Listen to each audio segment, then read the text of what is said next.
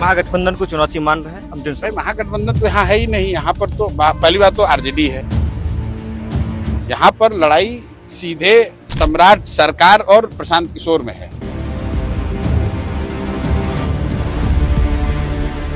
भाजपा और जनसुराज में नहीं है।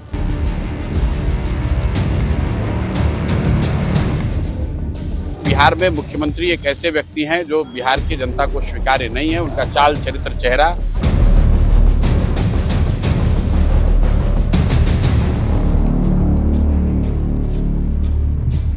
13 तारीख कल है, कल आपका नॉमिनेशन है। इससे पहले नॉमिनेटेड प्रत्याशी जो थे एनडीए के, उन्होंने मैदान छोड़ दिया। मैदान इसलिए हमारे डर से नहीं छोड़ दिया।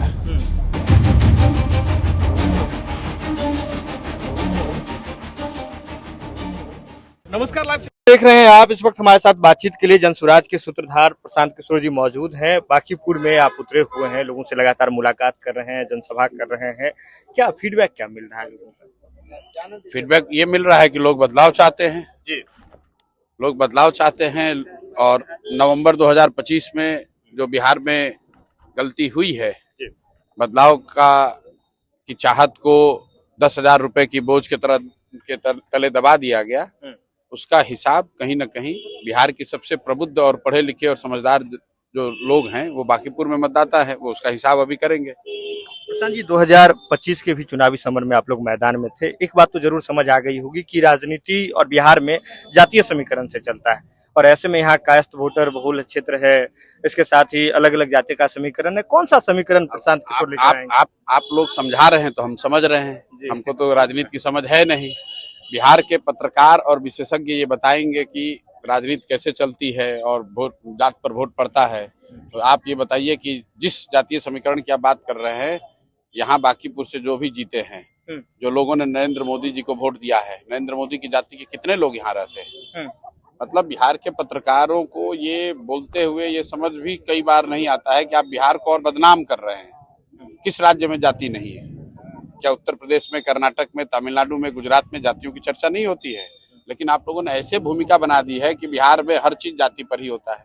अगर भाई जाति एक समाज का महत्वपूर्ण पहलू है, तो जो कुछ भी समाज में रहेगा वो राजनीति में भी रहेगा।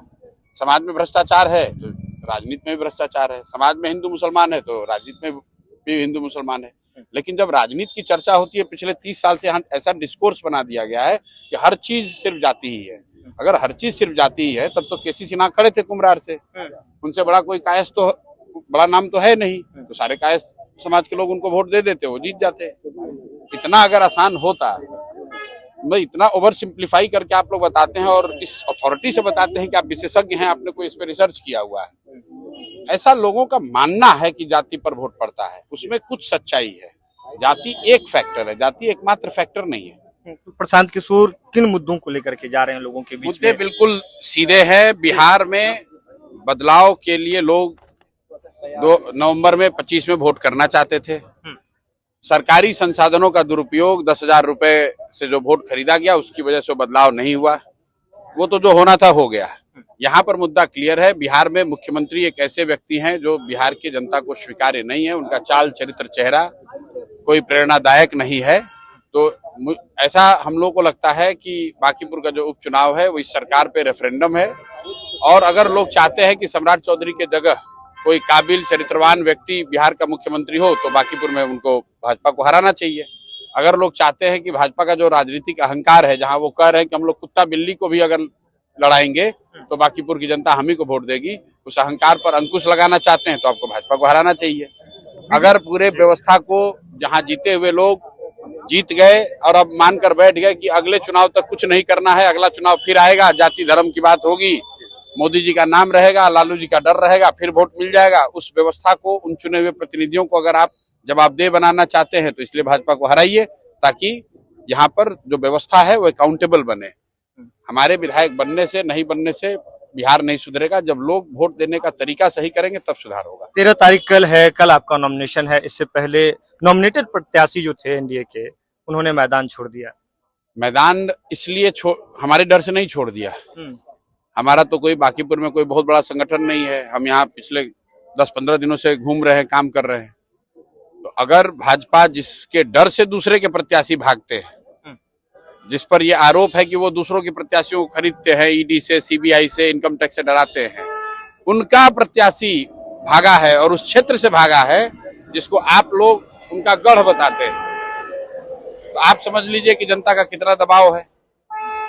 अब आप ये सिर्फ लालू जी का डर दिखाकर बांकीपुर में वोट नहीं ले सकते हैं, क्योंकि बांकीपुर में जनता के पास एक और विकल्प है, इसलिए प्रत्याशियों के हाथ पांव फूल रहे हैं।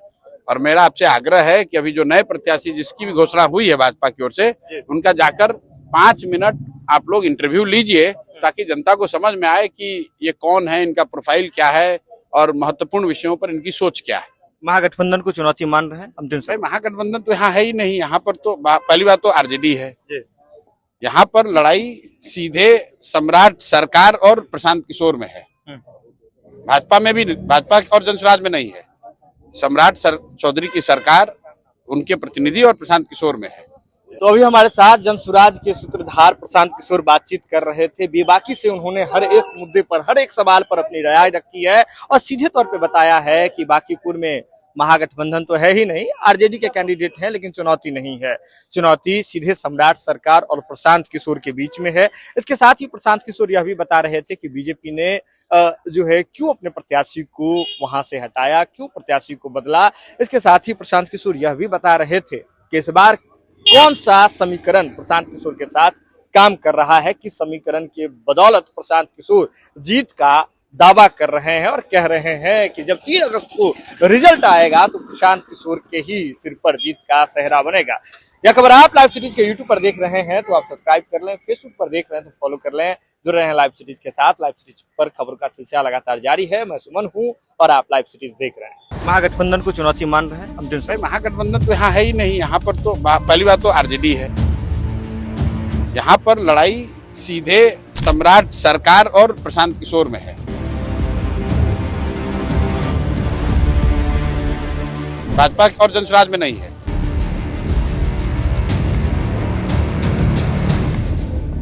बिहार में मुख्यमंत्री एक ऐसे व्यक्ति हैं जो बिहार की जनता को स्वीकार्य नहीं है। उनका चाल चरित्र चेहरा